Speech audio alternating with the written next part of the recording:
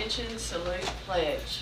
I pledge allegiance to the flag of the United States of America and to the republic for which it stands, one nation, under God, indivisible, with liberty and justice for all.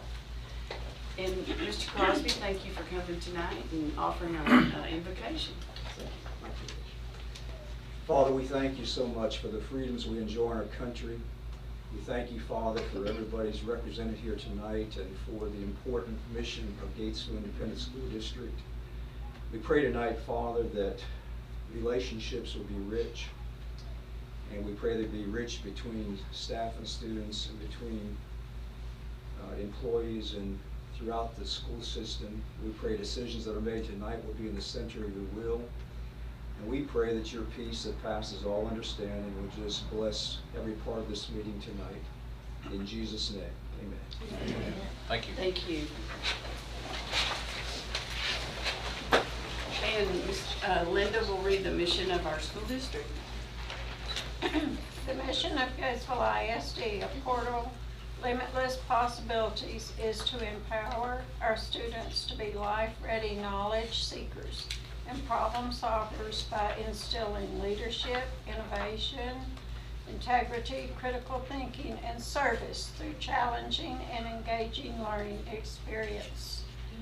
Facilitated by passionate teachers and supported by caring parents and community members. Thank you. I'm sorry. I wanted to thank Tim Crosby for coming tonight. Tim's a member of the Ministerial Alliance, and so those churches, a lot of people don't know this, they get together once a month and have breakfast, and they've even adopted a wayward superintendent to come and eat with them. And Tim and those pastors, they do a lot of good in the community, a lot of civic-minded type things, and so Tim, thank you for doing that. Appreciate it. Thank you for coming. Now we have our student spotlight. Dr. Sanderson.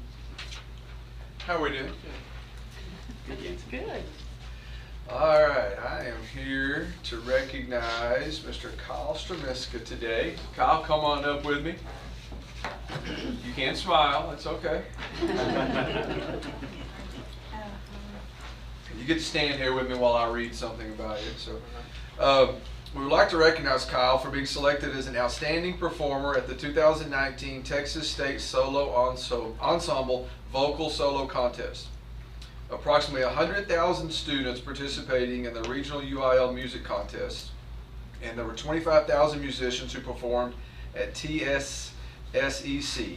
And of those large numbers, only 2 to 3% of the solo performers earned the distinguished honor of being recognized as an outstanding performer. This achievement is truly a mark of musical excellence. We will recognize Kyle for earning this honor. It's equivalent to a state championship in a sport. And it's exceptional, and we're proud of you, and we want to take the opportunity. We did recognize him at the pep rally last weekend for the student body, but I wanted you guys to be able to celebrate as well, so congratulations. Thank you. You get to answer questions and get a certificate. And I wanted to add one thing. So after a very long night of football playing, the first person I see at the Special Olympics helping out is Kyle the next morning. So great kid, academically, athletically, chorally, just a great all-around kid. So we're proud of you, Kyle. And I do want to take the opportunity to recognize Miss Wells and Miss Sparkman who helped him through this process and they played a little role in it, we'll say just a little role. Yeah. Show this bad boy off. Okay. Here. I didn't know you had it with you, I'm sorry. Good. What's your favorite song to sing? My favorite song? I usually try to sing country music. My favorite song is Your Man by Josh Turner. Josh Turner. Yes, ma'am. Show them the medal. It's equivalent to all the state championship medal.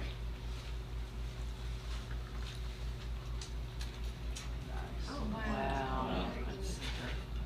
Those gold ones are hard to come by. Promise you. Yes, all right. A certificate? Yes, let's have a photo op, Kyle. There you go. Can I stand between y'all? Yes. Yeah, we got a bunch of people coming. Yeah. Oh, okay, great. Yeah, you can help. Thanks. Congratulations. Thank you. You want to put that up here too? There you go. I'm in late. Almost late.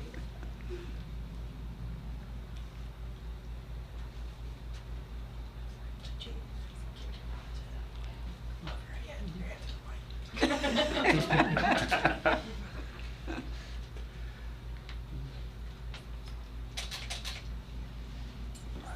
you, guys. Thank you. Congratulations.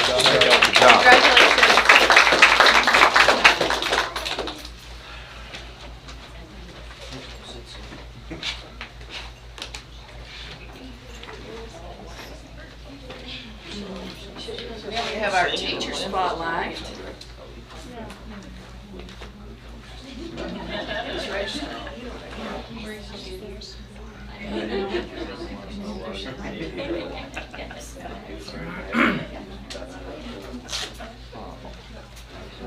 Our new intermediate principal. Yes. All right.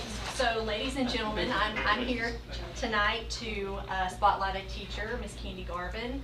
She has been in the Gatesville ISD actually 14 years, in addition to the years that she was a student.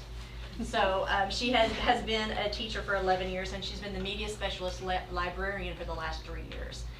And one of the things Mr. Crosby hit on, he said that we have a rich relationship. We want a relationship-rich environment, and that's exactly what Candy provides for us. I kind of polled a few 6th graders who had Candy for the last 3 years and stuff, and I just said, hey, do you like going to the library? What's your take on the library? And they all said Miss Garvin makes the library. It makes it exciting, makes it. They said it's an extension of what we learn in the classroom. It's always fun and active. We get to play games. She makes everything fun. She has a great personality, and she keeps the environment happy. And sometimes school is not always a happy place for our kids. So that is definitely something. She wears a smile on her face all the time.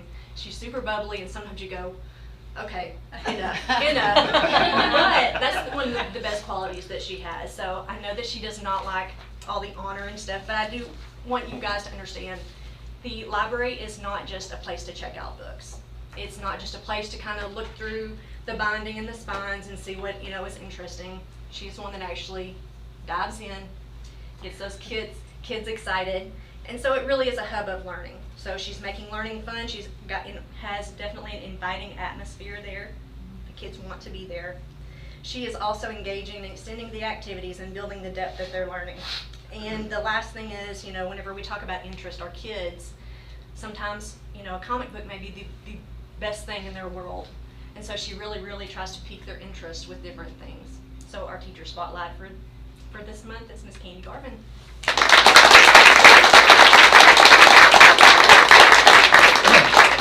Candy, I want to add one thing, just case in point of Candy. I emailed her today and I said, Candy, prayer at the polls a week from Wednesday, can you help us? Yes, absolutely. And so I always rely on people like Candy to help out when needed. So Candy, we appreciate you. Thank you.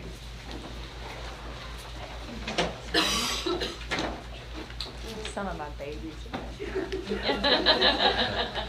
got all kinds of good stuff. Do you want to hold some of it, or do you want to hold some of it? Don't be shy. Okay. I can help you. Very nice. I know.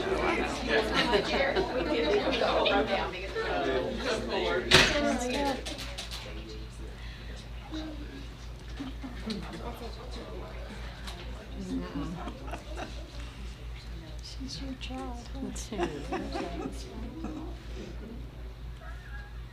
I'm sure that's a good thing sometimes. Well deserved. Congratulations, young'un. Thank you. Mama, Thank you. Mama, did you get the picture?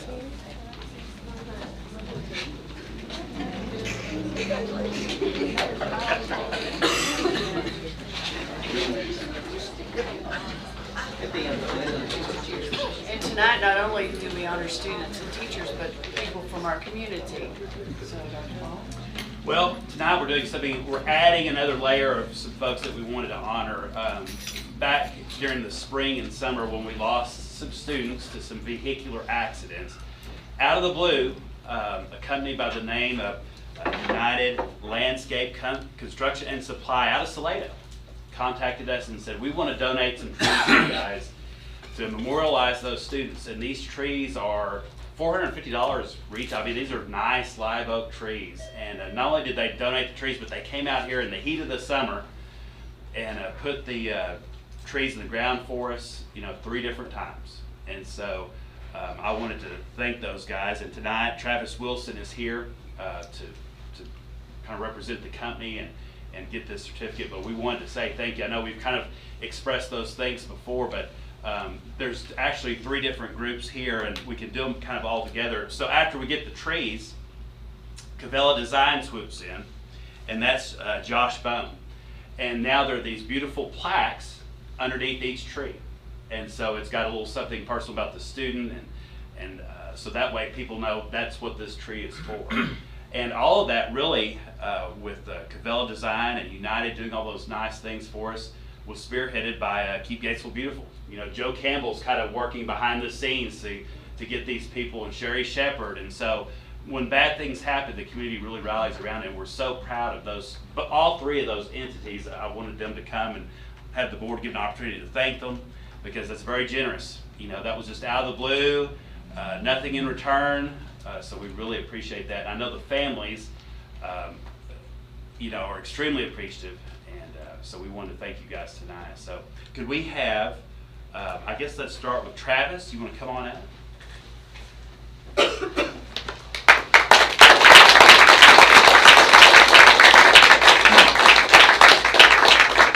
Could we also get Josh Bone?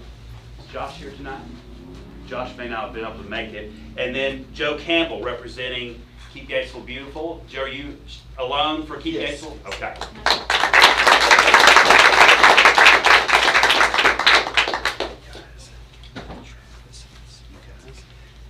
And we'll get Josh's here too. Another 9. Thank you guys. You guys want to take a picture with these guys? Thank you for doing that.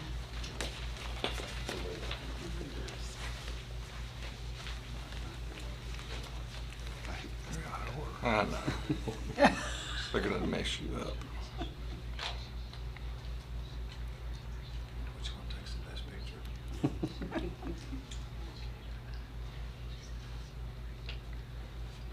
Means I'm fat. She had to back up. Definitely not me. Thank you. Thank you, gentlemen. Appreciate you. Thank you. Joe, thank you. Thank you for working with. Thanks, And sir. I hope Thank you. that I leave you. I hope not. For that reason. It's not. You look familiar in the back. Hey, You remember? yes. Thank y'all for everything. Yes, ma'am. Thank you very much. Yes, sir.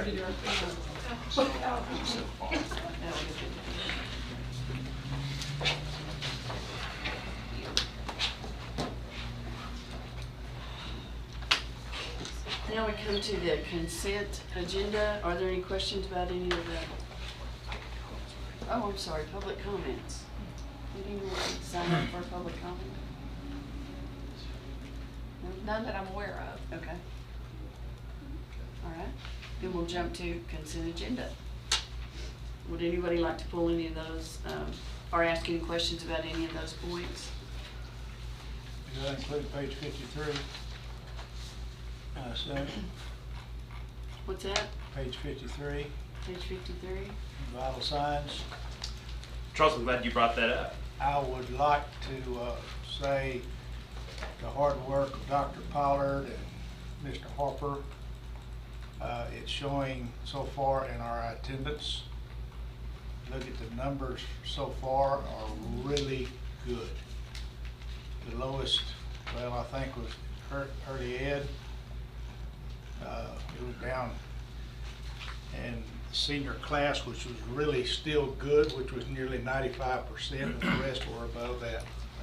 Really good numbers. So y'all really worked in your efforts to show. The campus principals are working hard, and this is the time where it starts to slip. And so they've already been working, trying to make phone calls and talk to kids. And so I know it's a harrowing ordeal sometimes for the campus folks who live it every day, but we should appreciate them. They work hard. It shows.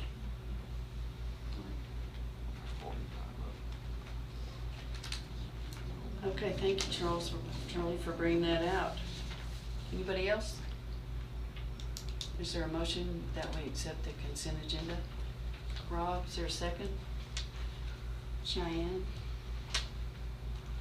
Any questions? Any more questions? Okay, all those in favor, raise your hand. None opposed. Motion carries. Thank you.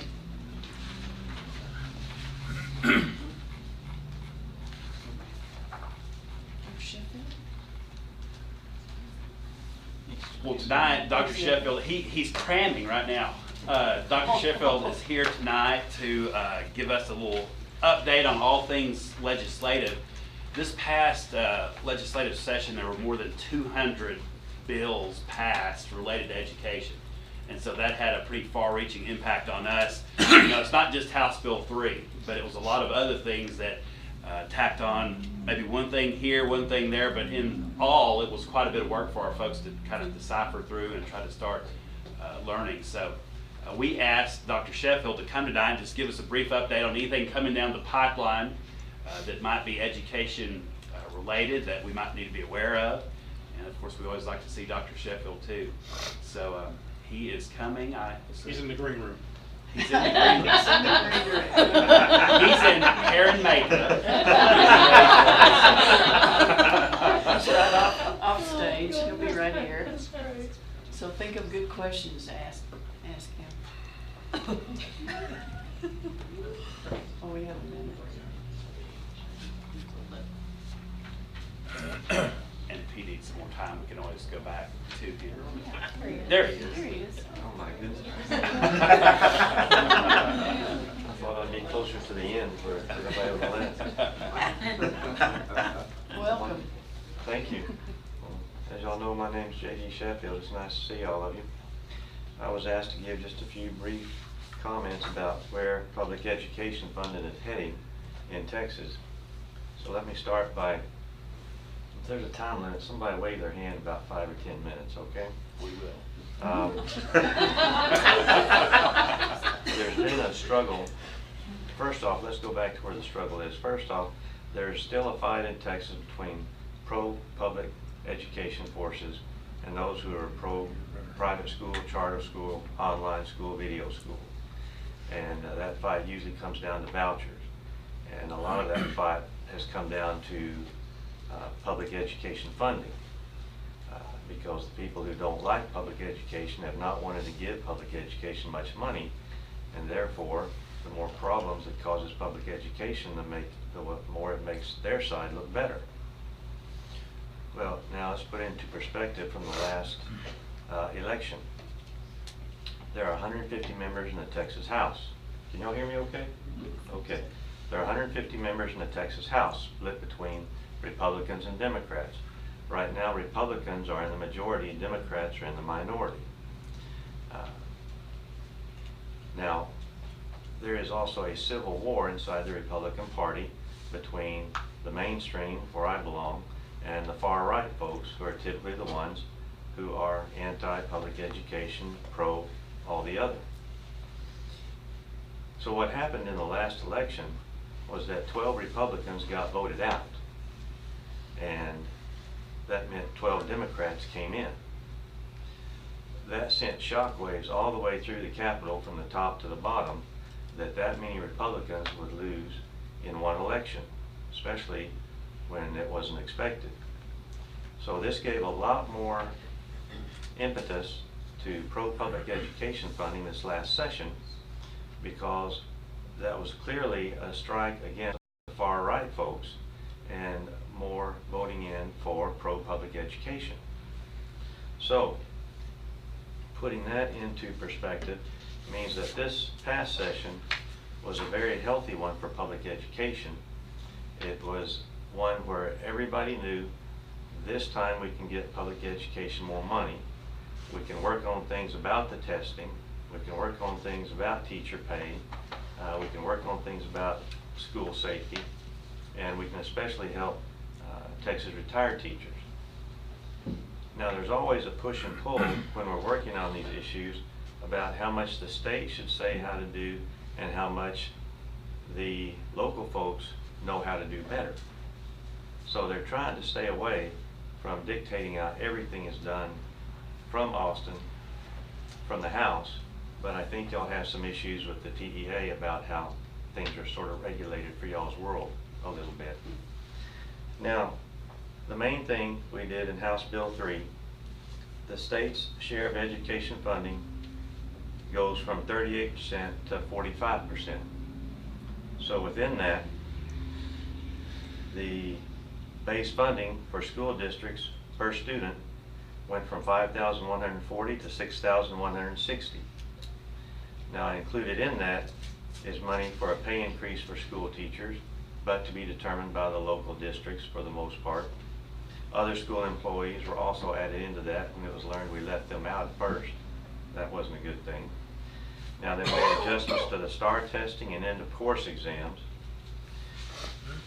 There is a big push down there for full day pre-K, but the problems have been in funding it.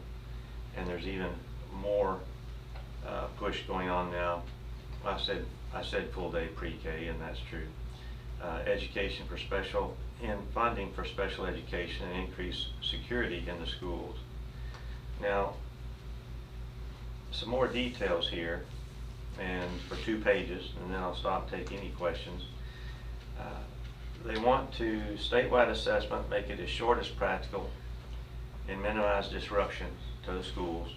And they told TEA they can't spend any more than $35 million on testing anymore. So that's one way to put the brakes on them. That's how much you can spend, and no more, hopefully. Now, in 2021, they're going to eliminate separate writing assessments for grades 4 and 7. There will be certain deals with technology on the math test. They'll also be decided. On the assessment of scheduling and time restrictions, they're going to limit K through 8 assessment to 3 parts. It'll still be 8 hours, but that can be spread over several days. So not just long days going. May not exceed 8 hours, but have multiple parts over the day. And it will not be done on the first instructional day of the week. Now the format in 2023 assessment, K3 through 8, and end of course tests, not more than 75% multiple choice questions. And by 2023, they hope to be all electronic. Now, those are some of the details. Here was my notes on pre-K and kindergarten. On kindergarten, there's no state assessment accountability unless the purpose is to determine underage eligibility for enrollment. And under pre-K, the performance on an assessment instrument may not be considered for purpose of accountability for pre-K. So, those are some of the details, the high points, the small points.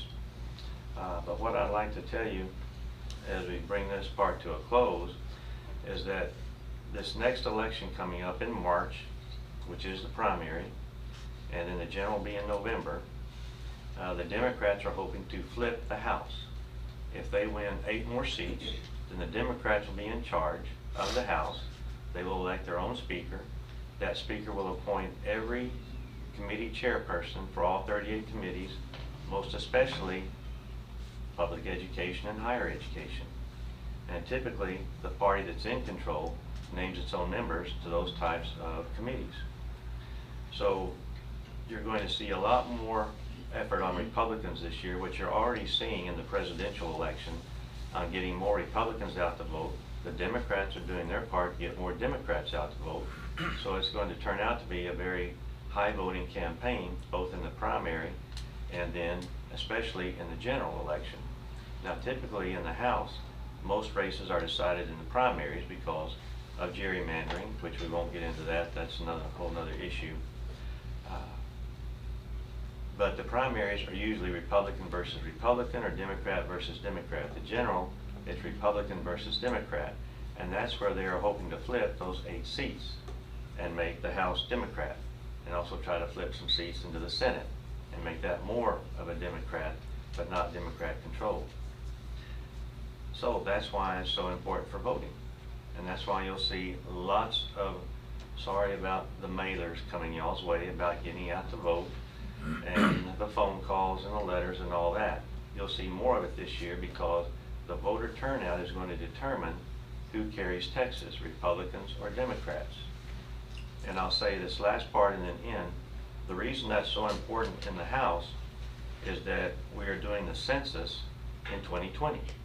Well, the next session is where redistricting is done. And whichever party is in charge does gerrymandering, I do have to bring that up, they will try to draw districts favorable to those candidates, either Republican or Democrat, so that they do not have a general challenger. And where that's important in redrawing the House districts, the Senate districts, it also redraws the U.S. congressional districts, Washington. And now everybody remembers something about the Electoral College. These electors are voted on by this U.S. House map. And the feeling in Washington these days is whoever is going to win the White House is going to have to win Texas.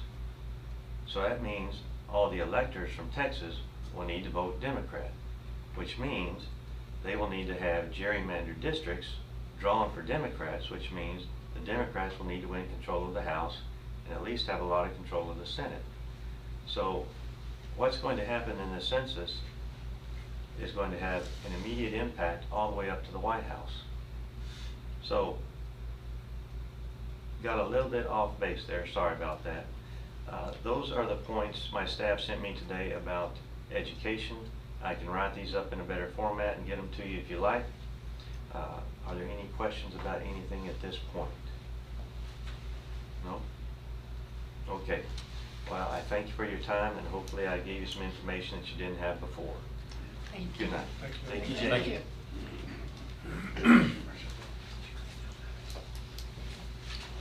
Okay.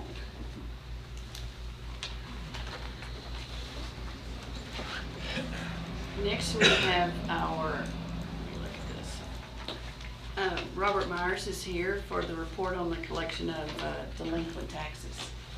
Each year in the summer, we turn over delinquent taxes from the prior levy to a firm out of Waco, McCrary. We'll shorten it. And Mr. Robert Myers is our attorney that works on our delinquent taxes. Might want to mention Justin Carruthers, who is the tax collector here locally in Broward County. And he and his staff do a remarkable job of collecting our taxes, and by the time it gets to the delinquent portion, it's pretty small.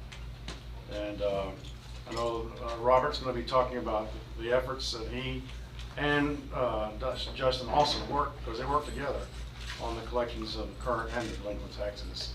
So he comes here once a year and reports to you as a board on his firm's efforts in collecting our delinquent taxes. So without further ado, and by popular demand, we bring him back here. Robert? Thank you, Darrell. Paul, member of the board, thank you for having me tonight. I trust that when you start each year, you look forward to this evening when I'll be here to apprise you of your delinquent property tax collections. It's probably the highlight of your activities. So I very much appreciate you giving me just a few minutes of your very busy time, an important time, the things that you're doing for the school, for the districts, and most especially for the children in the district, to just discuss with you the activities that we undertake to collect your delinquent property taxes and a little bit about your tax collection in general. And I was telling Mr. Frazier just before the meeting that I think you really have a good set of collection numbers here, which you really normally do have. I told him if I could copy this and just swap out names for the school district I represent, it would really do well for some of my clients who aren't blessed with this good a tax collections that you have here. And let me just say from the outset, I think what drives property tax collections is the ability of people to pay. And I think as long as times are good, people have their jobs, they're making their money, the property is valuable to them, their homes, their businesses, the rural properties, that they're going to see that their taxes get paid. And I think that's reflected in the collection activity that I've gotten this report. One of the numbers that I look at is what you call your current collection percentage, which is the taxes that you collect from October 1 through the end of your school year, which is August 31st.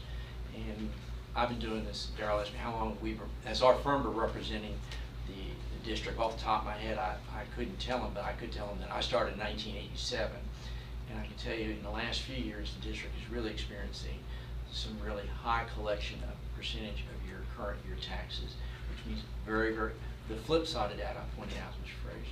Frazier, is that the flip side of that is that you turn over to us your unpaid taxes. That number has been declining. That's a good thing for you to make sure your taxes are paid promptly. For those of us that make our money on collecting those taxes, we'd like to have a little bit more flowing our way, but that's okay too. We're just glad to be able to be here and assist the district. So let me go through just very briefly my report and the charts I have in my report. I trust you have them on your computer. And if you have any questions, please let me know. Page 2 of my report. This is a bar chart on this page. It shows the last 4 tax years for the district. This is on page 2 of my report. And the blue bar is the actual taxes that the district has levied for that year. The yellow bar is the actual tax collections when you include in the collections for that particular tax year, the tax collections during that same period of time for prior years, and the penalties and interest that go into it. For example, your most current, the 2018 year, which we just finished up, that was levied last year in October, collected through August 31st, 19. You collected 100.74% of your actual 2018 levy. When you add in those 2018 taxes, and taxes that were collected for prior years' delinquent collections, and penalties and interest. You put all that together, and the district actually, which it annually normally does, collects over 100% of your levy. For 2017, you collected 101.33% of your taxes when you include in the prior year taxes, penalties and interest of the levy. And for 2018, 101.41 and 100.89 for 2015. It varies simply by the amount of penalties and interest and the amount of taxes get referred to us. But overall, the district normally annually collects more than 100% of its levy when you count in your delinquent collections, which is a healthy sign, and it helps the district to consider when you're figuring your budget that you're going to be collecting all the property taxes that you levy to fund things. And as Dr. Sheffield just pointed out, the state's going to help you a little bit more this coming years as it has in the past by assisting you in getting you some more taxes and leveling off your tax levies. The chart on page 3, this is the same 4 years. This shows the actual taxes for each of those 4 years that have been collected to date. In, for example, the 2018 taxes, you've actually collected just that year's tax, no penalties, interest, no prior year taxes. You actually collected, that's the blue bar again, is the levy. The green bar is the actual taxes collected for that particular year. And it's actually, if you cursor up a little bit more, it'll get us there. I used to have small children at home, and it was really tough getting color in between those lines, all those bars and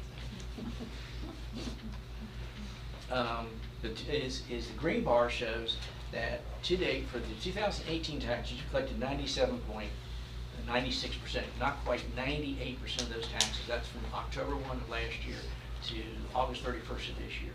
For the prior years, for 2017 and 23 months, from October 1st to 2017 to date, you collected 99.45 and 99.74 of 16s, 99.86. So really a very small percentage of your actual taxes go unpaid. Less than, really, when you get down to 2015, you're talking about less than 0.2% of the taxes are unpaid as of this time today. A very high percentage of your taxes actually get collected overall, starting with just the first year and the couple of percentages that we were able to achieve for the district. Again, it's a healthy sign of the economy and people's abilities to pay their taxes, I think. And starting on page 4, there are 3 pie charts on pages 4 and 5. These actually represent the taxes that you turn over to us. This pie chart, these are the 2018 taxes that you turned over to us just a couple of months ago, July 1 of 2019. At that time, you turned over to us $274,000. To date, just 2 months, we collected $88,000 of those taxes that you turned over to us. That's the pie wedge in green. The ones in red, those are the ones that have actually filed suit to recover judgments in favor of the district. And the ones in light blue are the ones that are actually in a payout agreement with the district. And the ones in purple are the ones we're continuing our collection activity on. In just a short period of time, about one third of the taxes you turned over to us. The next pie chart, this shows the taxes, which is on top of that page there, 2017. These are the taxes you turned over to us 14 months ago. These are the unpaid taxes that you turned over to us last July of 18. At that time, you turned over to us $269,000. We collected $220,000. Over 80% of the taxes you turned over to us, we've recovered for the district in a little over a 1 year's period of time. In a similar situation with the taxes at the bottom of the page, that's the pie chart for 16. Those are the taxes you turned over to us in July of 17. We collected 92% of those taxes. So as you can see, in just a relatively short period of time, the taxes you refer to us for collection, we're able to get collected for the district. And let me say that how we go about collecting our taxes, and I'll give you some detail about that in a minute, but mostly we open up a dialogue with your taxpayers, reach out to them by phone, reach out to them by letter, and see what's causing their inability to pay their taxes, a financial circumstance, job situation, a health situation, some infirmity in the family. And we usually are able to work out acceptable payment agreements through the tax office with Justin Carruthers to get those taxes collected so that we achieve the goal of getting the district's revenue in there, but not be carrying and increasing an undue burdensome on your taxpayers, that many times may be the parents of the children who are attending the school district. So we think we can achieve those two goals by working with your taxpayers and still getting things collected in the district. And I think we've been successful in doing that. Starting on page 8 of our report, these are some of the activities that we undertake to collect the district's taxes. First of all, as I said, we reach out to your taxpayers every year and by sending out letters. And throughout the year, we've sent out 1,081 letters on a regular staggered basis. We meld that schedule of mailing in with the collection activities at the tax office to reach out to your taxpayers, get them to contact us, and work with us to get their taxes collected. And that's a great deal that we have. We're working with your taxpayers. Additionally, we have filed 65 lawsuits on behalf of the district to collect the delinquent taxes involving 102 properties that there were taxes to the district for over $112,000. And again, these lawsuits are filed when people don't respond to our collection activities or notices to them. But even at this stage, we welcome to work with them to get them to pay their taxes, even when the suit's pending, and get those taxes paid before we have to go to the next stage, which is recovering judgments. As you can see, in the same period of time, we recovered 12 judgments on behalf of the district. So we're usually able to get those lawsuits resolved through paying the taxes and not through making forward. And finally, in tax sales, we've had 2 sales in the last 2 years. Where 23 properties were posted for sale. 20 of those got resolved, and 2 of them we actually ended up going through sale with to recover $52,000 for the district. And so we whittle down the process with our recovery collection activities and working with them through making sure they get their taxes paid in a timely manner. We do represent you in bankruptcy court. There were 4 bankruptcies in the last year where we filed claims in bankruptcies to make sure that your taxes are collected even when people file bankruptcies. And finally, the cost for all that, our collection activities, all the services that we provide for the district, our fees are passed on to the delinquent property owner, because when you turn your taxes over to us in July, you also impose an additional penalty that goes to offset our costs. So the district actually has us employed, no cost to the district, no out-of-pocket expenses, no upfront costs. Our cost is passed on directly through to the delinquent taxpayer who has his taxes unpaid by July 1. Again, I think it's a very healthy sign of collections. Your collection continue to be very strong for this year, and we look forward to seeing a similar collection activity for the coming year for the district. I don't see any dark clouds on the horizon for the district or any large unpaid accounts. I was visiting with Harold about that right beforehand, so I think it's a rosy picture. And mostly it's due to the success the district is having in your financial local and the economy over here. That's what I think drives a lot of it. As much as we'd like to take some credit for it, I think it's the work, the combination of our activities, the tax office, and the abilities of people to pay their taxes. Darryl said, how long we've worked for you? As I said, I've been here since '87. We look forward to working for you in the future as much as we can. Bro, we really appreciate it. I know that's kind of a thankless task, but it has to be done so we can get the funding that we need. So we appreciate your hard work. Well, we appreciate it and look forward to working with you in the future. And if you have any questions, please always let us know. Yeah, we'll be with you. Thank you. Thank you.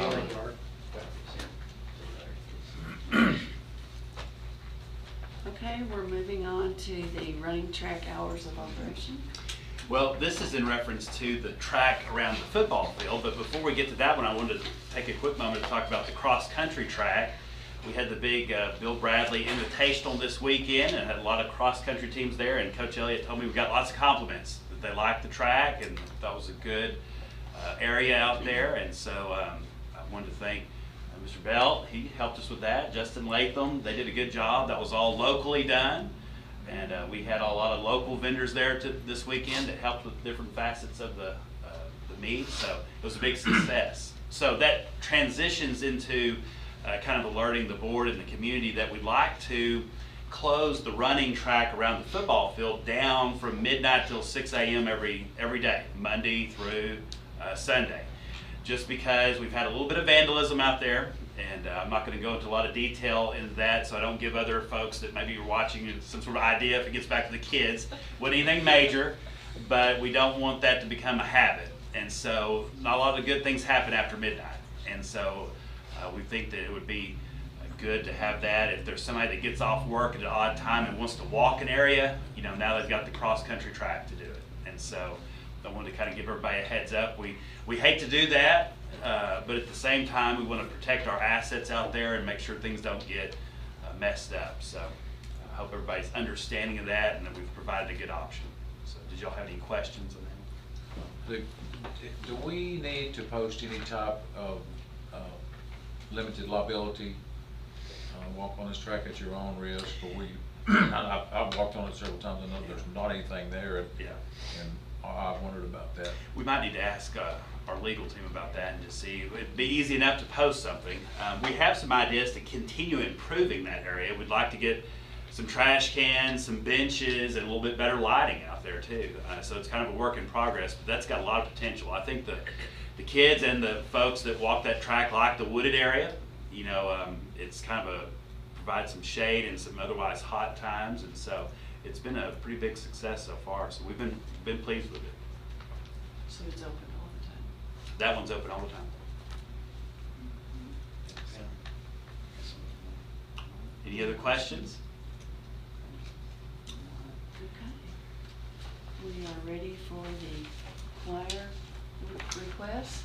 Yes, Ms. Wells is here to present on the out-of-state trip request, and she's got a presentation here, but a lot of information. Yeah, she wanted to talk to you guys about this trip. Well, good evening. My name is Sharif Wells. This is my second year teaching choir here in Gatesville ISD, and I love being a Hornet. I've lived here, this is my 4th year living in the district, so I'm super excited to be teaching here. And I came to talk to you this evening about the possibility of taking our choir students on an out-of-state trip. The last time they went was with Mr. Ament right before I was hired, so that was 2018. They went to Branson. Last year we went to Fort Worth, Dallas. This year we're going to do a fun little overnight lock-in team building thing that's pretty inexpensive because we want to focus all of our energy and time and efforts towards taking them on a life-altering, memorable trip. I remember as a student all the awesome places I got to go and travel to and sing and perform. I sang in Carnegie Hall in New York. I've sang in Disney World in Florida. I've sung all over the place. And it was always opportunities that came through choir to get to go do these things. A lot of the traveling I did as a student was through choir. And many of those places I never would have been able to go because my parents would have not been able to take our whole family to go do it with a family of 5. It was too expensive, and they were always willing to set aside the money or help with taking on the financial responsibility to let me as a student get to take that opportunity. So I want to do the same thing for our Gatesville students. When I pull up my classes, I asked, how many of y'all have ever been to Disney World or Disneyland? Very few. How many of y'all have ever been to the Grand Canyon or the Hoover Dam or through Las Vegas? Almost none. And I was like, this is an incredible opportunity to get to take them places that they've never been and they may never have the opportunity to go to. So it kind of birthed out of a conversation I had with a student that you can perform or compete at Disney World or Disneyland. This would be a performance, not a competition, because it would be after the school year has ended. So it would be an opportunity in Disneyland to get out there. And we don't know the details of it because until we can kind of book it, they can't really give us all the details about it. But it would be an opportunity for those kids to get into Disneyland and perform. But I said, you know, if we're getting on a bus and we're driving all the way across the U.S., I don't want to just go to California and sing and do some Disneyland and come back. Like, there's so much between here and there you have got to lay your eyes on before you go check it off your bucket list, you know. So we started talking about dreaming. Where could we go? Where could we go between Texas and California if we wanted to go Disneyland? So the itinerary, I believe, is in your packet, and this is kind of just our dreaming wish list of where we would like to go. The idea would be to leave on an afternoon here from Gatesville. We would take a charter bus. And the kids were super excited about a charter bus because most of them have never been on one. I told them it's like an airplane but on wheels. You know, has a bathroom and Wi-Fi and plugs in the seats, you know, where they can charge their phones and play on their phones while they're driving. And it's just a fun experience. I spent many, many miles on a charter bus as a kid, and lots of great memories there. So we would drive, they would sleep on the bus that first night, and we would arrive for breakfast at the Grand Canyon. What a great way to start off your trip. I don't know how you pronounce it. Yavapai Lodge, I believe is what it is, but the views there are incredible. There's some pictures. We would get to eat breakfast there. They'd get to spend a couple hours sightseeing there at the Grand Canyon. And I was a very small child when I went to the Grand Canyon, but I still remember the vastness of it. So I think it's just amazing to see God's work, and for those kids to be able to like put their eyes on it. Like I said, it could be the only time in their life. We would continue on. It's only a little bit out of the way to go across the Hoover Dam, because again, it's something really cool. You have to put your eyes on it at least once in your life. I know they've all seen it in the Transformers movie when it got blown up, but I'd like for them to see it in real life. And it's just really cool. It seems so, you know, I just remember standing there as a kid and looking one way, looking the other way, and being like, wow, this is incredible, man-made, but so beautiful. And then continue on to Las Vegas, because again, Las Vegas, you know, not the best place for students, but such an incredible place. Again, just to be able to drive through there, to be able to see it. They've all seen it in movies, they've all heard about it, you know, but to be able to look at it, see it, it's almost like a big Disneyland, you know. We would spend some very chaperoned time there to allow them to have some shopping and some sightseeing. I believe one of the things that's on the itinerary for that particular night would be staying there in a hotel with security. We always want to have security officers, off-duty police officers on our trip, to where all the chaperones can sleep and the students are being monitored to make sure they never open their door, nobody's messing with their room, and they're not going anywhere, so we all can sleep peacefully. But they get to eat dinner at Planet Hollywood, which is a pretty cool place. And then they would get to go see the Blue Man Group, which I've never seen in person. It's pretty cool. There's a link there if we have 30 seconds to watch the video. I think it'll play. Fingers crossed technology. Oh, of course not. Anyways, it's just a link to a YouTube video that shows a little blurb on the Blue Man Group, but it's like live performance, you know, with lighting and artistry and music, which I think would be really cool for them to see. This is like a totally different concept of music from, you know, what maybe they've ever seen before. So then the next morning we would get up and drive on into California, and they would get to stay 3 nights at a hotel in Los Angeles. And do some sightseeing while we're there, spend 2 days at Disneyland. Disneyland has 2 parks, so they would get a full day in each park, all of their meals included there, as well as the performance. Then we would head, there's a really cool restaurant that's called Fire and Ice. It's like a outdoor, kind of sort of like a hibachi-ish. Anyways, it's a pretty cool place. I looked it up and I was like, different. Disney World, like I said, Disneyland, California Adventure, perform. Lots of fun. They're super excited about that concept because, like I said, most of them have never been. And then we would head into Hollywood.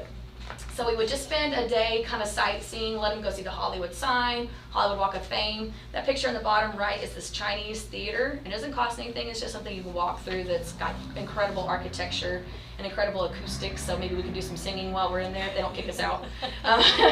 But just some cool sightseeing, and again, that's a place I've never been. You know, I'm an adult and I've never been to Hollywood. And so just to take those kids there and be able to see the palm trees and see the sights there. And then we would head up to Santa Monica and let them spend some time at a real West Coast beach there in Santa Monica, not Galveston. And there's the Santa Monica Pier, which is kind of a cool sightseeing thing where they can get out and play in the water, ride some rides, and it's kind of like the Galveston Pleasure Pier, but out over Santa Monica Beach. And then we would somehow wash up, not really sure how that's going to work out yet, but somehow wash the sand off and get cleaned up, and then load up our bus and then drive back to Texas and let them sleep that last night on the bus again. So that's our itinerary. Any questions so far? How many kids are you talking about? Well, a charter bus will seat 55, and so including some adults, we're thinking, you know, 45 to 50 kids could fit to fill the bus. The idea is I want to fill the bus because the bus costs us the same whether there's 55 bodies on it or 15 bodies on it. They don't sell it per seat, they sell the bus. Yeah. So I'd like to fill it up. We have about 70 students in high school choir. So I know not every kid would go, but I think the vast majority of them are interested in going. So I'm hoping we can fill the bus up, because if not, then we have to work on paying off the remainder of the bus of seats that didn't sell. So So kind of a up in the air number. So they wouldn't go because they aren't able to, or just don't want to? It could be, you know, they can't afford it even though we're trying to help them with that opportunity. It could be maybe their parents are not comfortable with them going halfway across the country, you know. I think every kid that I've talked to has been like, absolutely, they want to go. There's this year's seniors, because this trip would be not the end of this school year, but next school year. And so this year's seniors are like, what? We don't get to go. And so, sorry, you can meet us there. No, don't do that. But anyways, so I think even those kids were like, they're wishing they could. So if everybody went, you'd have to have 2 buses. I think we would just stop, we would cap it at the 55, because if we ended up with 60, you know, we could spread the kids out over 2 buses, but that's a lot of seats that are unpaid. So you're talking thousands of dollars of us just working to pay for a bus of empty seats. So we'd probably just have to cap it at the 55. Unless we could do like I don't know if it'd be possible, do like a chase vehicle to, you know, where we have like another small vehicle that comes along if there's a couple extra people or something, but. If you cap it and then somebody wants to go, what are you gonna do? Get that extra bid When we get there. I mean, even with our trip last year, you know, we told them we're taking 1 school bus, and this is about how many people you can put on 1 school bus. So if you're interested in going, you know, get your deposit paid and start, you know, get your contract turned in. Don't wait around because you may lose the opportunity. It may fill up. So I think that would be just communicating that to the families up front, that if you want this opportunity, this is how much room we have to be fiscally responsible. I don't want to pay for a bus that's only got a few seats, because you're talking, I think 1 bus was about $13,000. So that's a lot of money to spend to just take 5 extra kids, you know, if that's the case. Like I said, if there was like a school bus or a, you know, rented van or something that we could take to take the overflow, that might be an option. But I don't know how that works. So everything that's included in the trip, of course the bus, all the nights in the hotels, every single meal. I don't ever want the kids to go hungry on a trip, because on day 1 they blew all their spending money, on day 5 now they're starving and they can't even afford McDonald's. So I'm working to include, the travel agent has included majority of the meals, but there are a few meals that they're not including that I want to include. So we would give the kids money when we made the stop that they had paid in, we would just turn around and give it back to them so they could go buy their meal, or we would have made arrangements ahead of time. Everybody goes through, you know, places their order, and we pay the bill at the end. So making sure that they're eating 3 meals a day and never going hungry. All the admission fees to any of the activities are all included. It's a 100% all-inclusive trip. So they could go on this trip with 0 money in their pocket and still participate with every single part of it. All the taxes, all the gratuities, all the sightseeing, the emergency assistance provided through the travel agency, which is Bright Spark Travel, the security in the hotel those 4 nights. This particular travel agency even gives them drawstring bags, lanyards, and luggage tags so they can keep up with all their stuff, and that way when we're getting on and off the bus, it's easy to locate their suitcases and things. Travel guard, health, and accident insurance is included. Trip delay protection is pretty cool. If for any reason, like let's say we were in California and something happened and our bus couldn't bring us back the day it was supposed to, and now we need to stay an extra night, the travel agency makes all of the arrangements and they pay the bill. So if we are delayed from returning home for any reason, especially if it, you know, like they do it with flights especially, but even on a bus or weather or anything like that, they 100% foot the bill for taking care of the kids and making sure they are fed and entertained and have a place to sleep if there's any delay. And then there's general liability insurance. And then there's an optional refund guarantee protection plan, which is listed in here.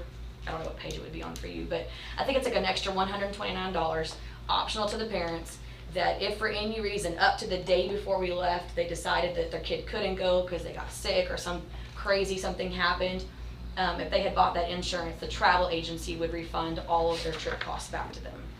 So that wouldn't be something that we were having to figure out later on, you know, whether or not they got a refund. We've always told our students on a trip, once you've committed and once you have started paying in, your spot is, you know, you're responsible for it all the way to the end. We've had situations before where a student no longer could travel for whatever reason and they sold their spot to another student, but we don't ever give refunds back to students whenever there's a trip involved, because once we don't even have the money, it goes to the travel agency and it's been taken care of, you know, deposits and things like that. So that's a nice option for parents to have that if they want to make sure that they can get their money back. So the ways that we would want to help the kiddos pay for this with the $1,500, numerous fundraisers, as many as we're allowed to do. And I've already talked to Dr. Sanderson about some options. We're doing a trash bag fundraiser right now where we'll be selling World's Finest chocolate, which is a great fundraiser and very just yummy as well. I eat a lot of that. And then they get the option to make monthly payments. So we're looking at about 20 months, $75 a piece. Making it, in my opinion, reasonable and feasible for your average family to make that payment every month. They'd be able to make those payments directly to the travel agency if they wanted to. They get their own personal payment link to where their family at any point in time, whenever they want to, even if they're laying in bed at midnight, can click the link and go make their payment. And that way, if they wanted to pay extra, or if they have a family member who wants to help pay, they can share the link with family. Kind of like the GoFundMe concept, where they could send it out to their family and say, if you'd like to make a payment towards my trip, here's the link, and it goes directly towards their trip using a credit card online. They can always bring cash or check to the school, and we can process the payment for them. They call it Help Me Travel, which is like the GoFundMe link. And then I've also discussed the idea of letting them continue to fundraise and make payments throughout the summer, this coming summer. There's a whole lot less fundraising that goes on in the summer months as far as campuses are concerned. So if we were still trying to fundraise over the summer, it might be a great way to kind of capitalize on there being less crowding with fundraising so that the kids can continue to raise funds towards their trip. Some of the other fundraising events we have down the pipeline are live Christmas cards, which we did last year. Those were very popular. And another one is a district-wide talent show that I want to put together in November. And there would be ticket sales for that. Showstoppers is our pop show that we do at the end of the school year, and the kids get the credit from the tickets that they sell on that. I'm trying to think if there's anything else. Oh, I have an idea for a mini music camp. We do summer music camp already in July, and that could be funding towards the trip, but then I was thinking about a mini music camp like on a Saturday. My daughter just did the cheer camp this past Saturday, and it gave me the idea of we could do a music camp, and they come and learn music throughout the day and put on a performance at the end of the day, and that could be a great fundraising opportunity for the trip as well. So wheels are spinning lots of ways, but like I said, we'll do as many as we can possibly do. Do you have to be in choir right now to go on the trip? Great question. So I did talk to the current 8th graders about them being able to go, because by the time we went on this trip, they would be high school students. Mm-hmm. So that would include them. I've thought about, like, what if there's a kid who's not in choir right now, who next year joins choir and wants to jump onto this trip next year. As far as I know, there's no reason why they couldn't, provided there was room still on the trip. So if there were still seats available on the bus, they could at that point. I'd have to talk to the travel agency about, do they have to, if we've paid $800 up to this point, do they have to have all $800 right then and there to join, or can they still make out their payments? I don't know the details of that, but my other thought on the reverse of that was, what do I do if there's a kid who was in choir this year and has signed up for this trip and started making payments, and then for whatever reason next year they're not in choir? How do we handle that?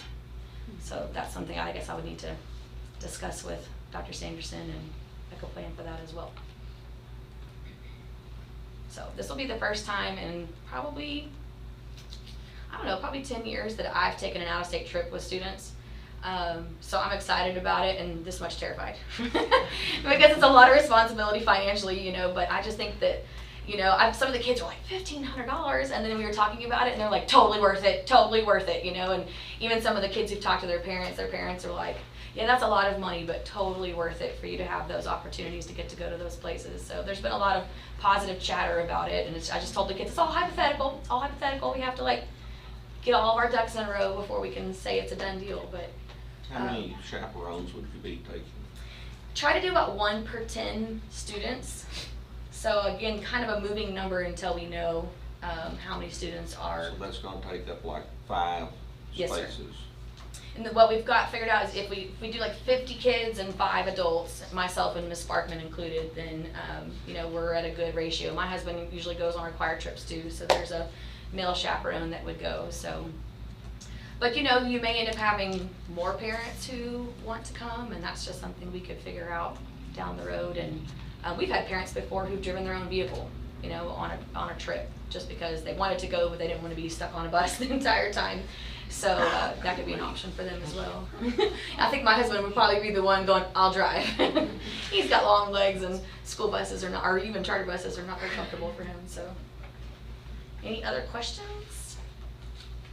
I'm just kind of concerned about the meals that aren't paid, because there's 2 on day 1, and there's 3 on day 7. Correct. And then there's Planet Hollywood. I'm pretty sure Planet Hollywood is included. Let me find it.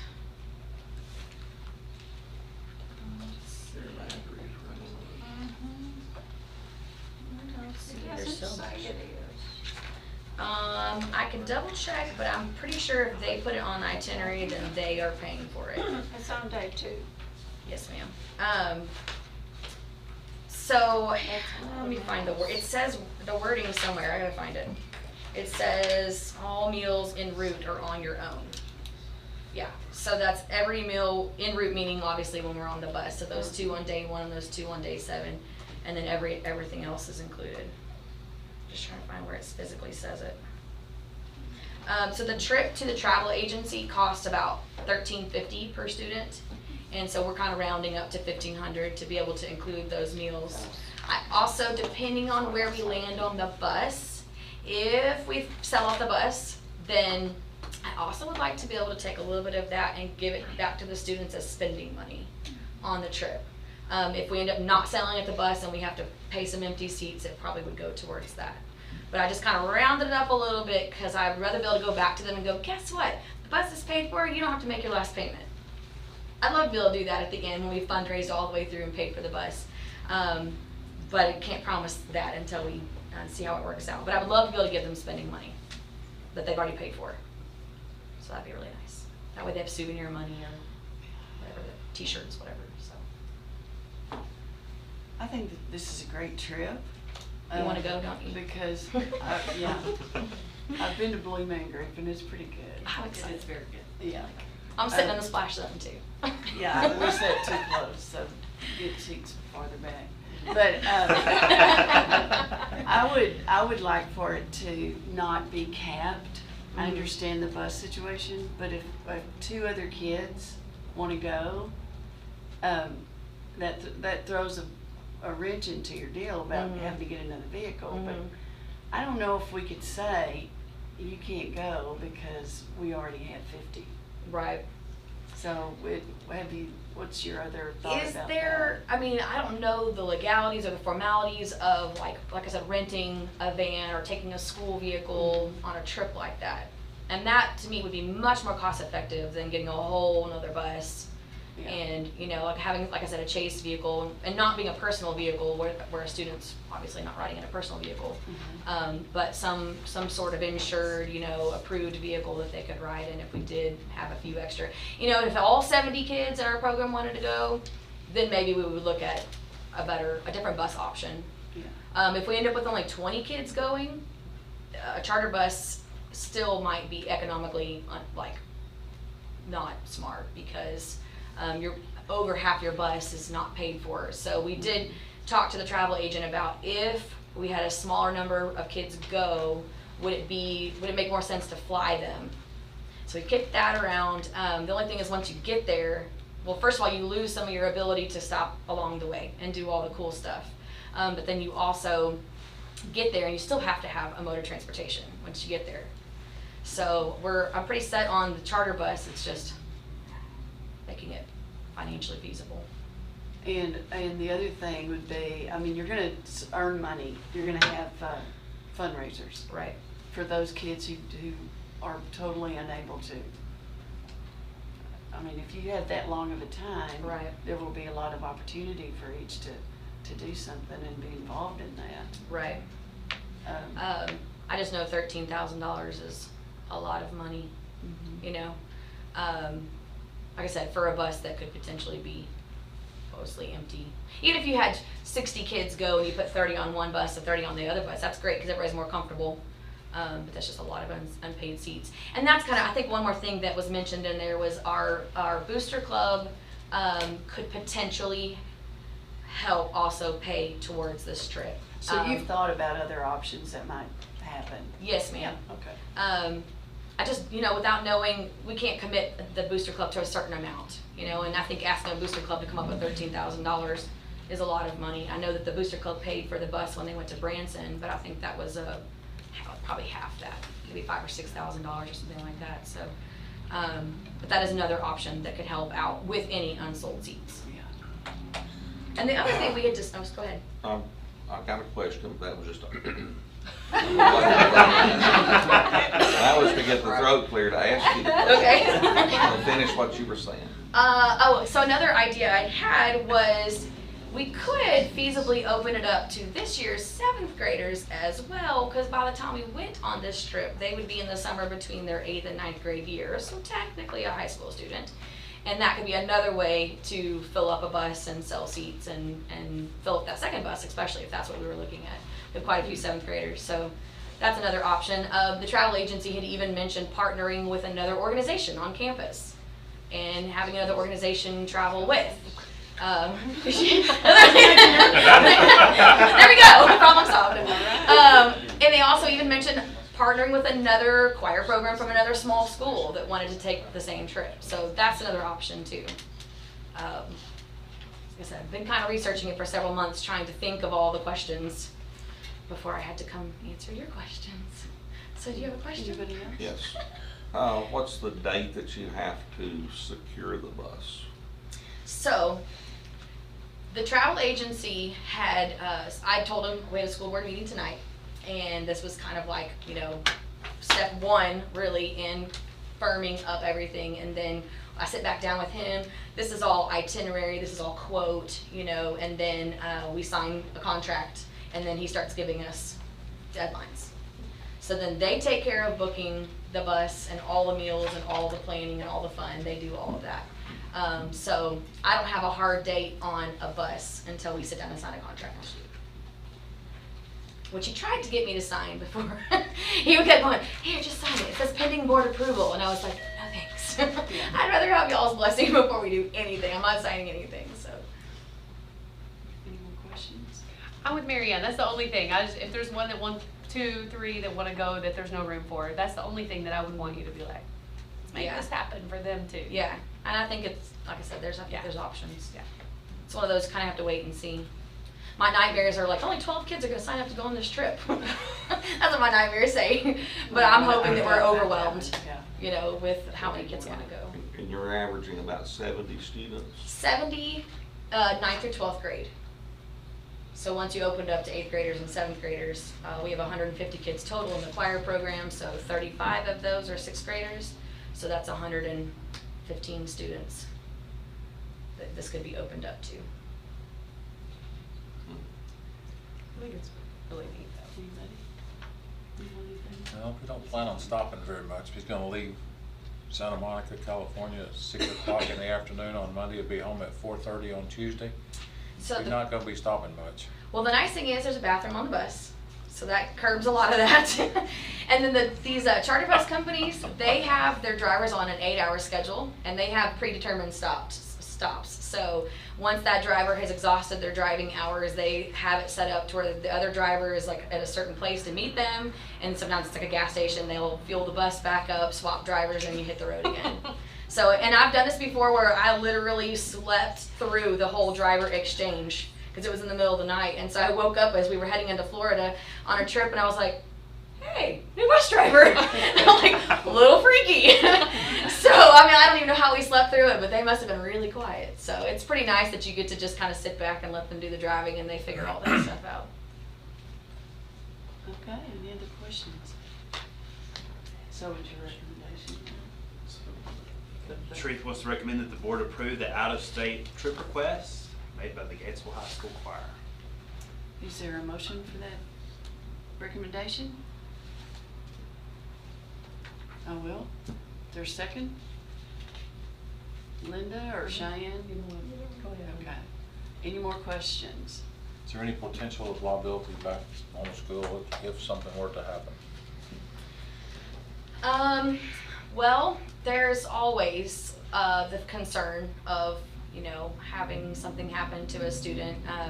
We're pretty thorough in paperwork before kids ever take a trip, as far as them filling out medical history, collecting all their medications from them, getting a copy of their insurance card, having parent signatures, consent to treatment if something were to happen.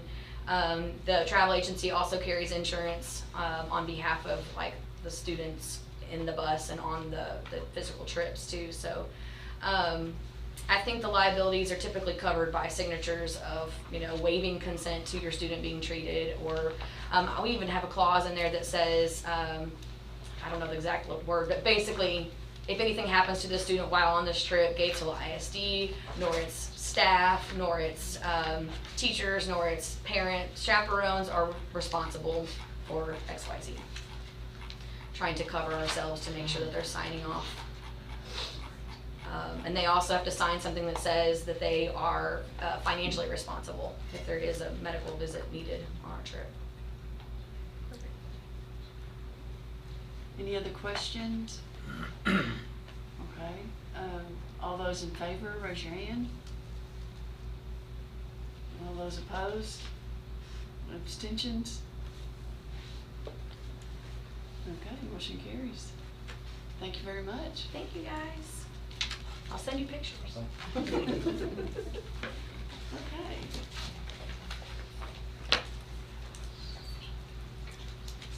Ms. Latham with FFA. Request for trip. I'm requesting a trip. It's very different.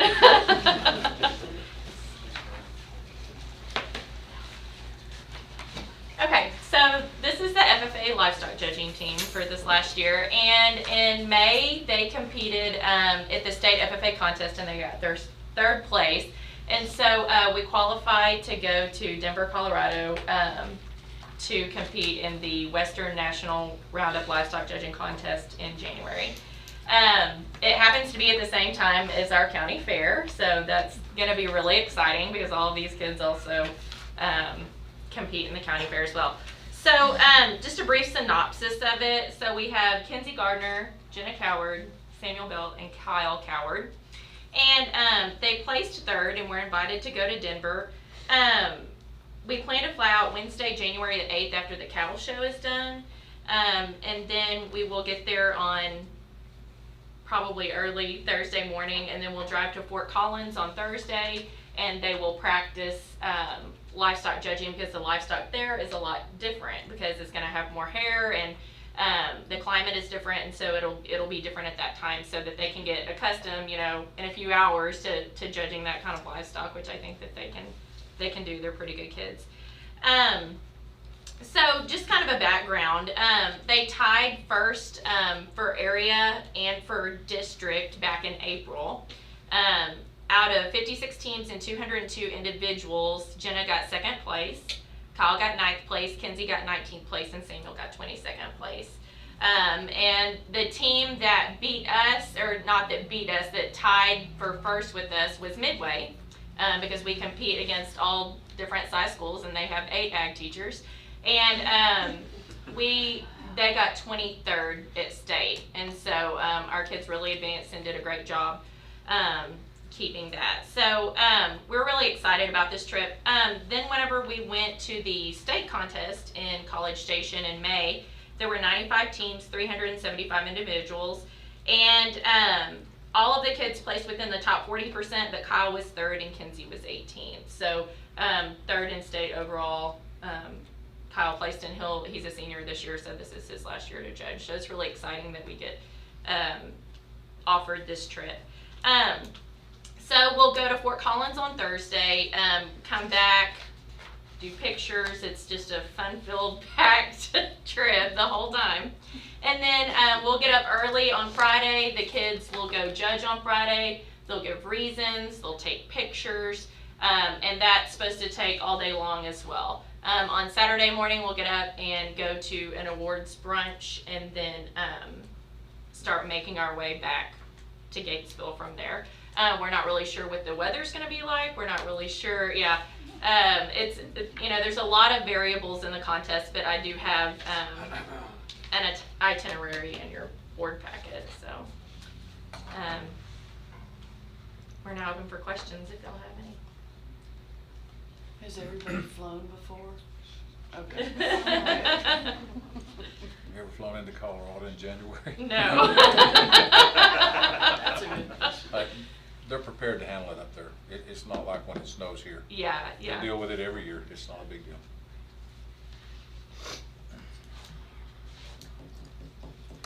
Y'all did real well. I'm glad you get to go. Or I think we'll vote in a minute.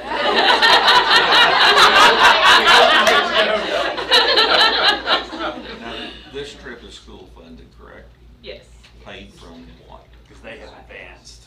Paid They've from what advanced. fund? That 182. Our playoff. Playoff funds.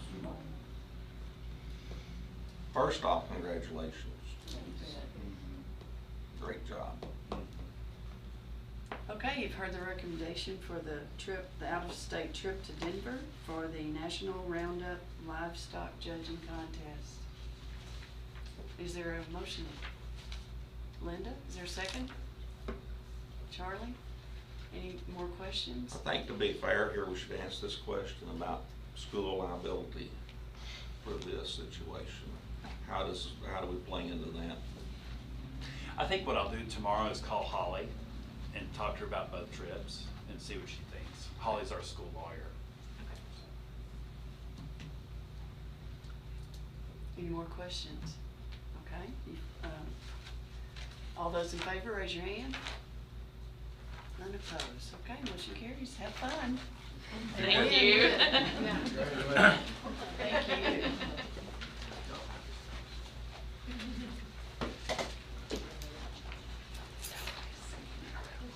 Mr. Harper, with information about our SHAC members. Oh, first I was going to ask for an out-of-state trip to Las Vegas. Officer Stiles is here to support me on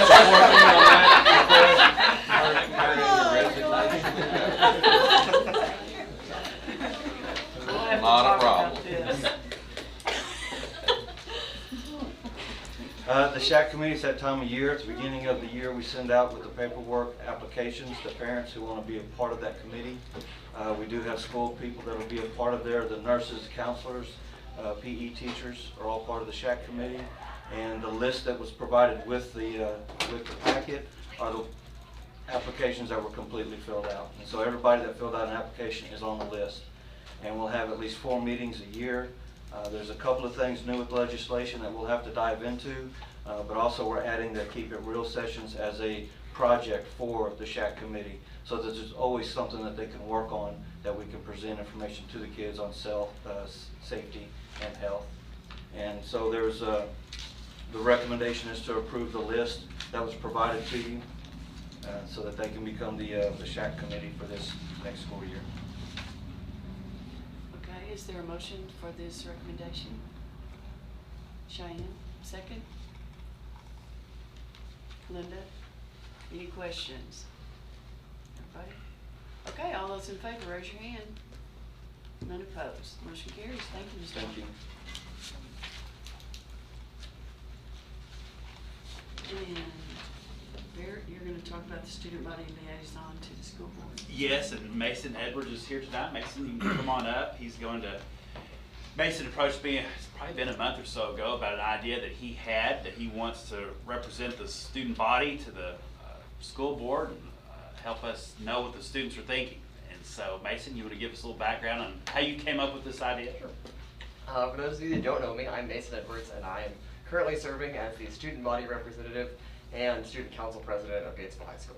So it's my honor to be here and share this project that I came to Dr. Pollard about, and just to give a little bit of background information on that to all of you. First of all, for those of you that don't know what this project is, I know Dr. Pollard has mentioned to all of our board members, but for our community, this project is to pass a motion, or whatever you'd like to call that, for a student liaison or representative to speak in every school board meeting on behalf of the student body and our faculty, representing the voice of our student body and carrying that over to our board. This project all started in May when Gatesville High School Student Council enacted a project, it's called Project Representative, aimed at really getting the attention of the student body from all aspects. We pull from clubs, activities, organizations. This goes all the way from NHS to cheer, dazzlers, athletics, our reading club, chess club, everything that goes on underneath the jurisdiction of Gatesville High School has a representative they send to student council, and they get to voice their opinion, their organization's opinion, and then we speak on behalf of that. We make motions, make decisions, and then we carry that over to our administration, and then they can choose to accept or decline our student's voice, but at least the student body has a voice. And then after we passed that motion and it went into effect and we started really seeing how this was all going to play out, it came to late July when a better idea came to mind. And so I emailed Dr. Pollard about this. We sat down, had a meeting, and it was to take the same project representative, but to a district-wide level, where we would have a student representative that would represent all students that go to Gatesville, not just our high school, but to everyone in GISD. And really, I foresee the benefits of this is not only are you allowing the student body to have a voice and ensuring that their voice is important to all of you, but you're also bringing another perspective to our board. All of you have your own walks of life. You all come from different backgrounds. You'll have your own experiences. Adding a student to not to vote on any matters that go on, not to go into executive session, but just to put input from the student body, giving you an inside view. It's just bringing another perspective to our board. I will turn it back over to Dr. Pollard, and then I will stand here and allow you to ask me questions. Yes. So whomever it is goes back to the student council? Yes, ma'am. And reports? Yes. Okay. And from that you get reaction, and then next time you'll bring that reaction back? Yes, ma'am. So in other words, whoever the student body votes for, so if they elect Mason to be the representative, if you guys approve it, he would come, like you said, he wouldn't vote on matters, but he might interject on different subjects to give the voice to the student body. Wouldn't go back to closed session, but might have a spot somewhere where we would designate the student body representative. And it would be for probably a term of a year, I guess, and then have another vote. So, do you have any other questions about it? So other than having the reserved place to sit, isn't that already available to them? As far as to interject, yes. Okay. Yeah. Anybody else? I think it's a good idea. Yeah. Mason's worried where we're going to put him back. He'll be outside in the street. Have you already been elected? I hope Mason is elected. Mason would be a good choice. He would be a good choice. I think it's a good idea. So who decides? Our student body. But first they have to approve it. I would like to say thank you for Mason for coming. It takes a lot to stand in front It of certainly you to even bring any kind of idea, much less one that's brand new to the district. So you will go back, is it tomorrow or a certain Yes, day? Y'all have a meeting for We you will to- have a meeting, and then we will kick off a campaign for voting. I've tried my best with Dr. Pollard to tell myself that I'm going to not nominate myself for this position. I want it to be on behalf of the student body. So whether that means me being a liaison or someone else doing that, I just want our student body to have their opinion heard by our board every month. But yes, though, we will start a campaign for voting, and whoever is elected will come back in October at the next board meeting, and that's how it will look. So Mason's recommending that the board allow the designated student rep to provide input during the open sessions of each school board meeting. Is there a motion? David, a second? Cheyenne? Any more questions? I'll nominate you. All in favor, raise your hand, please. None opposed. Okay, motion Thank you. carries. Thank you. Thank you, Mason. Good job. Go back and tell them how scared you were and how bad we were. That's how you might win. Okay, now the nomination of Coriell's Central Appraisal District Board of Directors. All right, every 2 years the board looks at someone to help. We can nominate to serve on the CCAD, the Coriell Central Appraisal District Board of Directors. Members serve 2-year terms. They're appointed by the vote of the taxing unit body, so we're one of those. So GISD may nominate by resolution one candidate.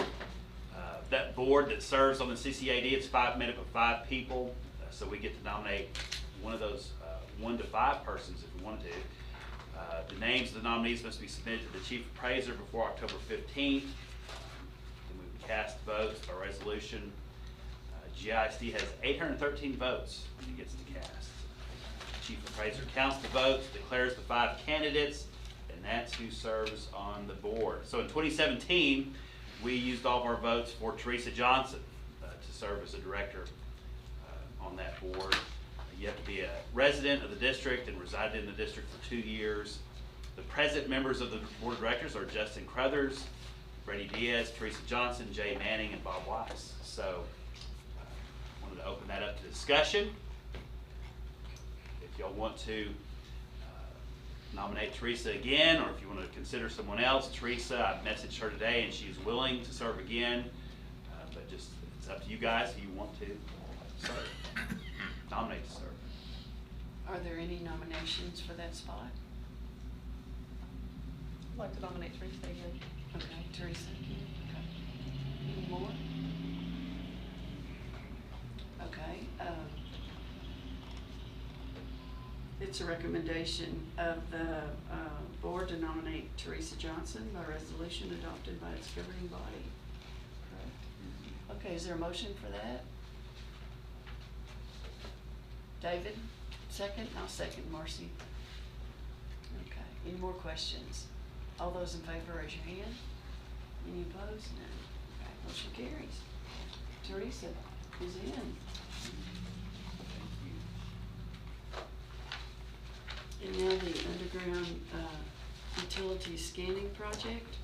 So in all of our preparation for the November bond election, one thing that's a preliminary piece of work that is very much similar to the geotech design that we did, is kind of in the same vein. We need to know there is a network, spider web of different utilities running underneath the high school. And we don't know where these different things connect, how they function, and what parts of the school they function in. So here is basically in a nutshell. If we do this study, we'll know when we start the process, if we kill certain portions of the utilities that are underground, we want to make sure it doesn't kill a restroom's functioning that we still need to use during the whole process. So in other words, we need to know where all these different pipes are going and what they serve. And so Mary O'Brien, our lead architect, she said, Barrett, you really need to consider doing this study. But I didn't want to do it until we talked it over here tonight and got permission to do it. Again, it scans the underground. It lets us know where everything is and what it goes to, how it functions. There's a couple of reports that come along with it, some automated design and different things of that nature. And so, again, Mary thought it would be good in the planning process. Our worst nightmare is when we kill some of these lines under the ground, like say for instance sewage, that we don't inadvertently destroy a bathroom that we thought was going to be functioning during all this time. Or if we kill the lights in the part that's about to be demoed, we're not killing the lights in the part that we want to hold school in. So all those different critically important utilities we need to get a handle on. That's part of this high school being piecemeal together. We don't know some of these things that we need to know here pretty soon. It might be scary. You know, Toby and I were talking, there's still a clay water pipe that runs from the concession stand across the, there's some very old utilities out there, but more so than that, we just don't know what some of them go to, what they function. If it saves you from digging up one line, you've saved money. Yeah, that's true. More than likely. It sounds pretty cheap. Mary said that same service in the Metroplex often goes for $30,000, and so she said that this is a very good deal. She knows the company. She felt like it was a good bargain. Are they liable if they mismark or don't mark? No. Just wanted it understood. Oops. So nobody got their hopes up. Right. But at least we, like we said, we hope we're not totally flying blind. At least we'll have some sort of idea what it goes to. So my recommendation is that I recommend the board allow us to purchase the utility scanning services offered by GPRS as outlined in their proposal that's attached. Okay, you've heard the recommendation. Is there a motion? I think I'll make that motion. Okay, Dave, thank you. Charlie, second? Any more questions? I think this, whether the bond passes or not, this is for the future, we need to know. Yeah. Like we've always said, even if the bond fails, that we need to do something about the utilities. We're gonna do something eventually, and this study will be useful. That's exactly right. So it is spending money from something that may not be used today, but we will have it for the future. Okay, you've heard the motion. Is all those in favor, raise your hand. None opposed. Thank you. Motion carries. And Mr. Webb, you're up with the MOU with Workforce. Good evening. Each month I attend an organization called P20, and it's a group of school districts from Central Texas, universities, Texas A&M Central Texas, CTC, TSTC, the different community colleges from around this area, and Texas Workforce Solutions is there. And it's really about secondary readiness and providing some different opportunities for students in the area.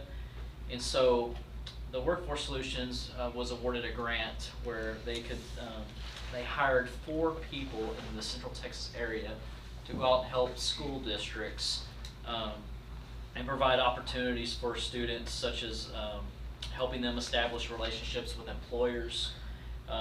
They provide classroom presentations, job shadowing, industry tours, skills assessments, and labor market information for high growth and high demand occupations. They also help with job fairs and career days. And it's a specialist that would come here a couple days a week at no cost, and all we have to do is provide a phone, internet access, and an office for the days that they're here. And so they would work with students grades 8 through 12, and I foresee this probably happening more through our 8th grade College and Career Connections class, probably really in our CTE classes, doing presentations through that area. The agreement that we're looking at with the MOU is for 2 years, ending in August of 2021. But I felt like it was too good of an opportunity to pass up, to not take advantage of. The Workforce Solutions, their goal is to have, I can't remember, 8 school districts is their goal with 30,000 students, something like that. They have school districts such as Killeen, Temple, Belton, Salado, Troy, those areas. I think we would be around the 5th or 6th district decided for this right now. So that's really all it is. It's just a information, opportunity for our kids to gain some extra knowledge from someone that actually studies it. And so, did you guys have any questions? How many days a week did you say? I'm thinking it would probably be 2 to 3 days a week. Yeah, that we would have someone on site. Anybody else? Any other questions? All right. You wanna? Can I make the recommendation? Sure. Okay. Well, I recommend the board approve the memorandum of understanding for Workforce Solutions of Central Texas to provide workforce resources and guidance to our students at Gatesville Junior High and Gatesville High School. Is there a motion? David, second. Linda? Any more questions? All those in favor, raise your hand. None opposed. Thank you, Mr. Webb. Thank you, guys. Great. I think enough that he didn't win any money.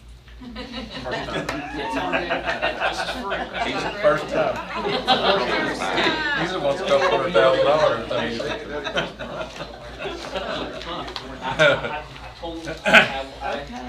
I bet Daryl celebrated first. And before we adjourn, I'd like to thank Officer Stiles for being here tonight. Thank you, Gary, for being here. Gary's been a great addition. Kids love him for some reason. I don't know why, but.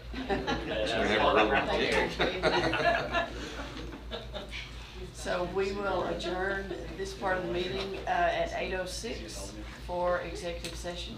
10 minutes, 5 minutes?